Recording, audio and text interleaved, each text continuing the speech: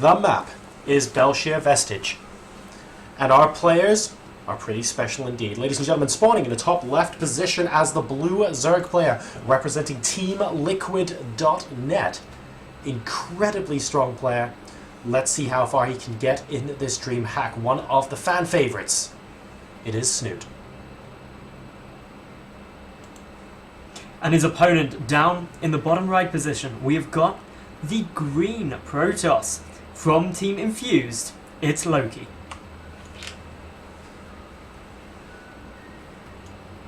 Alright, so we've seen our fair share of ZVPs today, man, but the excitement level certainly hasn't let up. We've had some very, very good games all round. Yeah, tough games as well. I think we've...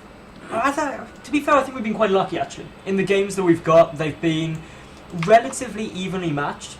The Start Out Life one was probably the most one-sided one we saw, but certainly, yeah. That's to be expected. It's life. But this game, Snute, he's been on real good form actually recently, so got high hopes for him. Loki, I don't think I've cast him recently.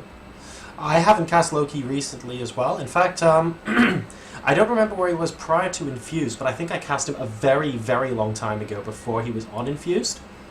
I could be wrong. Again, it's a really long time ago now, but I'm really interested to see how he develops as a player, because I do remember seeing him back then thinking he was a player with a lot of potential, and it's great to see him at the stream hack and against such amazing competition as well. So a real acid test for him, but a challenge he's looking forward to, I'm sure. Yeah, this should be really good. Now, in terms of openings, Snute is doing everything perfectly safe, perfectly normal. Pull first, going to try and get this hatchery down, but the probe block is going to be there. This is always a little bit frustrating, but Snute goes a little bit too far out, and Loki went a little bit too far out, and Snute was able to get down the hatchery. So, good news for Snute there, didn't really get any delay. And now it's up to Loki to do something, and he's just going for a gateway expand, so nothing too scary on that side. Good reaction time from Snute as well. I mean, it's important to note that a lot of Zerg players would basically follow the probe around and just try and kill it.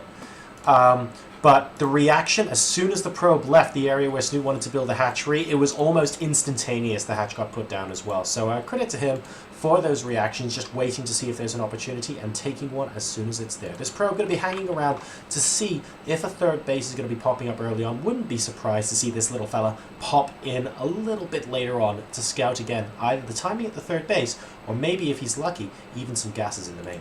Now, the important thing and why Snute doesn't need to rush down that third is because he's just seeing the Nexus has only just gone down. It wasn't a Forge Fast expansion or a Nexus first build, so that gives him a little bit of leeway. It means that he's getting the gas up slightly sooner. He's going to start mining that down, probably just to get Zergling speed out, and then he may pull drones. We'll wait to see what he intends to do. But I want to talk a little bit about this group that these two are in.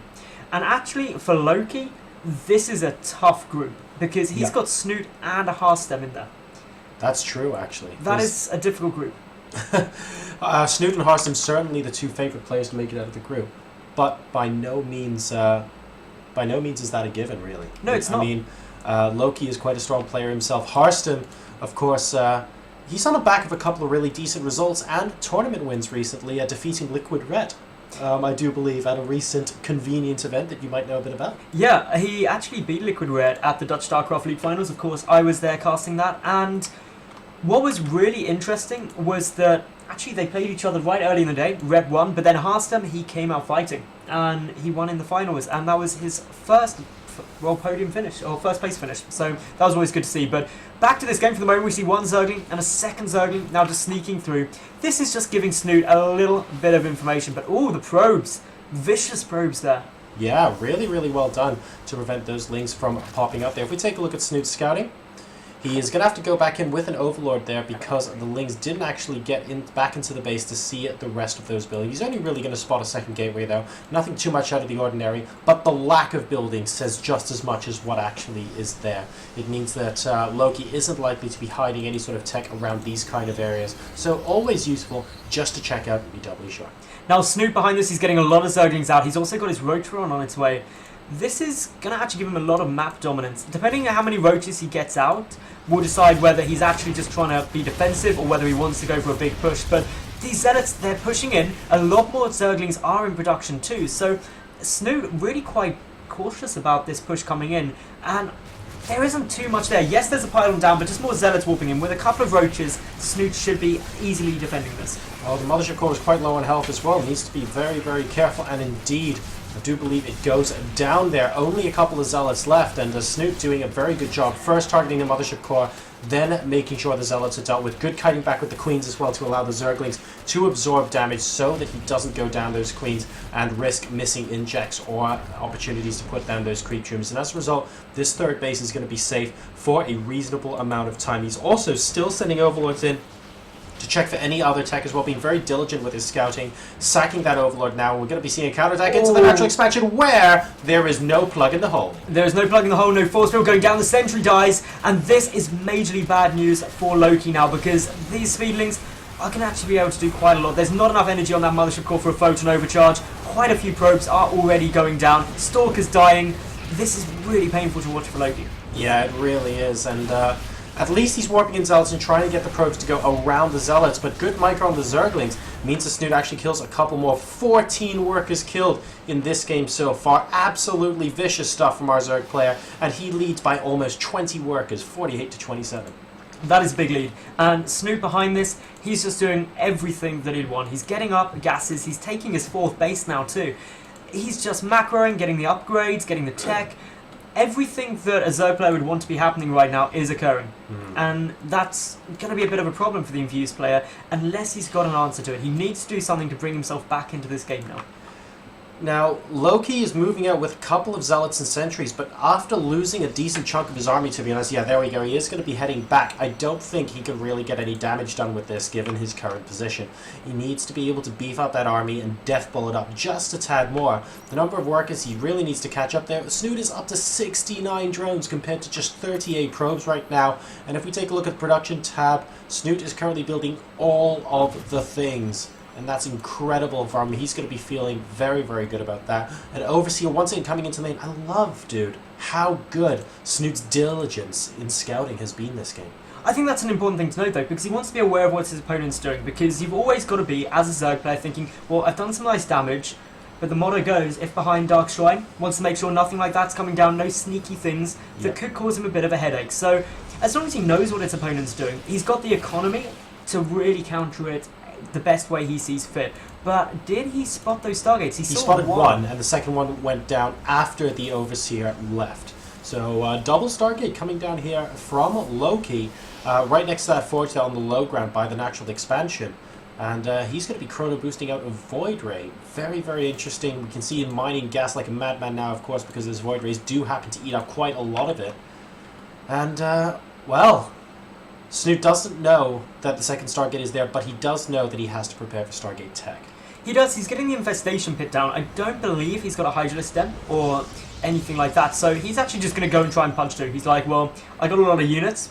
He doesn't. Maybe I can just kill him. And that's an effective way to deal with a big tech transition at any point. So these roaches, these zerglings are going to try and go through, but some good force fields will be able to hold Snute back for a little while. But this is a buying time maneuver, not a stopping maneuver. And this is something that we didn't see in the previous game. Remember when we saw the Baneling bust? Oh, it doesn't look like I can get in via the pylon because the force field's really good. Let's pick off a gateway or two. And all of a sudden, the area that Loki has to defend is significantly more than it was before. And it also reduces production capacity just a bit. So very frustrating position to be in. He's currently at 87 supply, and Snute is mining off all four of his bases now and taking more gas at 148. Snute up to just under 90 drones. He's just going to have such a strong economy here. He's getting Hive up, he's getting the 2-2 upgrades, he's getting his Hydroden just finishing. He's getting the sort of army composition you need, and just the economy and the production capabilities to make whatever army he feels will be best to deal with what Loki throws at him. And with the map vision Snute has too, he's going to be fully aware of anything moving out. Those Hydras have got to start hitting the field soon. Voidways don't deal well with Hydralisks, and so Snute, as long as he pumps out a good number, he shouldn't have anything to worry about. But does get a little bit supply block there, and that's going to be slightly frustrating for him. The thing is, Snute has seen exactly what's coming by, and I have to say, Loki's been very adventurous coming out onto the map like this. Yes, he has 4 Void Rays, and Roaches and Lings don't kill that, fair enough. But the rest of the ground army could potentially melt very, very quickly indeed. Look at how much sheer stuff Snute has right now And if the Oh, he's Void going Rays for this survive- round, and here he goes. This is exactly what he needs. Great fungal growth actually hit down there, slowed everything up for a little bit, but this is what Snute wanted. Sandwich maneuver, maximum surface area, but Loki, he's getting good force fields down, but it's still just going to be so tough for him to break just how much Zerg's stuff is here. Yeah, and here we go, the force fields at the back now giving way. The ground army has completely been decimated, and like we mentioned before, there are the 4 Void Rays there, and the Roach just go, well, looks like I'm going to counterattack this, fair enough, and look at the number of Queens coming in. Good transfuse, trying to buy as much time as physically possible. The Hydras are also popping in, that's not going to be enough. GG, and liquid.snute takes game number 1.